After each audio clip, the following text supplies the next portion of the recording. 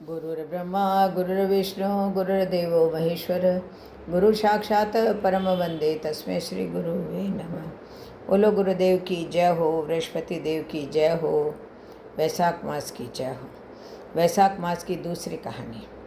एक पति पत्नी थे, लकड़ी का गट्ठर बेचकर पेट भरते थे।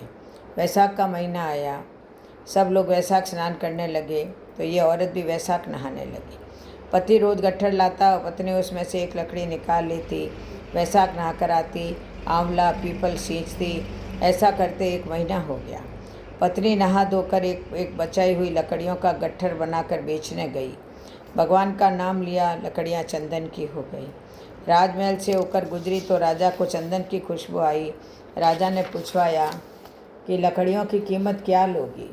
तो वो बोली, जितना आप चाहें दें, पर मुझे 5 ब्राह्मण जिमाने हैं, उनको जिमाऊं, इतना सामान चाहिए।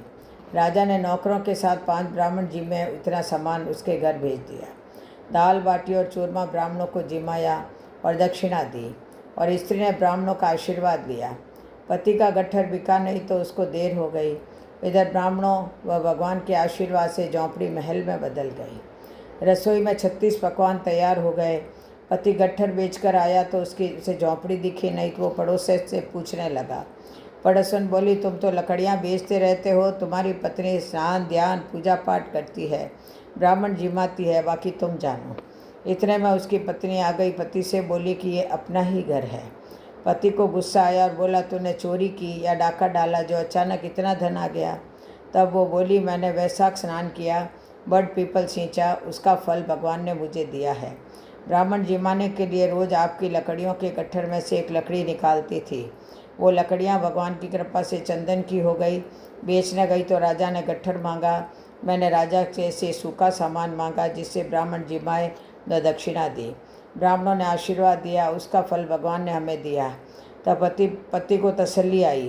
दोनों पति पत्नी ने साथ भोजन किया, महलों में वास किया। हे भगवान, जैसे उन पति पत्नी के भंडार भरे, वैसे सबके भरना, कोटि की खरी अधूरी की पूरी जानना।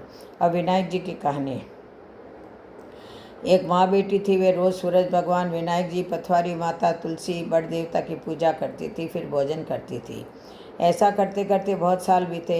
एक दिन बेटी को देखने वाले आए। बुढ़िया ने कहा, मेरी बेटी के नियम बहुत हैं, जो निभाएगा उसे ही मैं बेटी दूंगी। लड़के वाले ने कहा, तुम्हारी बेटी के क्या नियम हैं? तो बुढ़िया ने सब बता दिया। लड़के वाले बोले, हम उसके नियम निभा लेंगे। शादी हो गई, बेटी ससुराल आ गई। 4-6 महीने नियम चलता रहा।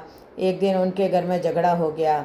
सासू जिठानियाँ कहने लगी कि बाद में आकर भी देव देव करती है, सारा काम हम ही क्यों करें। दूसरे दिन सवेरे छोटी बहू उठी और स्नान ध्यान से निवृत्त होकर पूजा को निकली। सासू जिठानी कहने लगी, कहाँ चली बहू?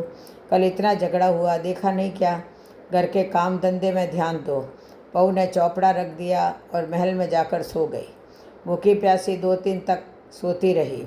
भगवान सपने में आए, बहू सोती है या जागती है? बहू बोली, चिंता में हूँ। भगवान बोले, तेरी चिंता मिट जाएगी, उठती क्यों नहीं? खाना क्यों नहीं खाती? बहू बोली, कैसे खाऊं?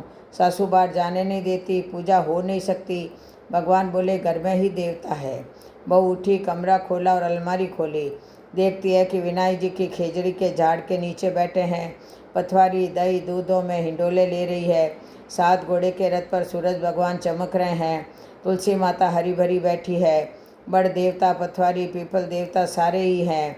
वो नीचे गई, जल कलश व पूजा का थाल लाई, पूजा करी, कहानी कही, हुकारा भगवान ने दे दिया। नीचे आके जीमने बैठी। देवरानी जेठानी कहने लगी, रूठी रानी कौन मनावे, टुक टुक करती आप ही आवे। कहाँ गए तेरे नियम धर्म? बहू बोली, सब कुछ किया है, आप सब चलो, मैं आपको भी बताती हूँ। आगे आगे बहू, पीछे सब जने चले। कमरा खोल के अलमारी खोली तो देखा वहाँ 33 करोड़ देवी देवता विराजमान हैं।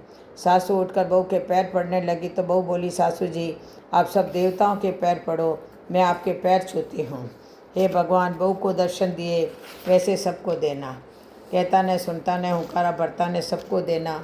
बोलो जय श्री कृष्ण, जय जय श्री राधे, जय जय श्री कृष्ण।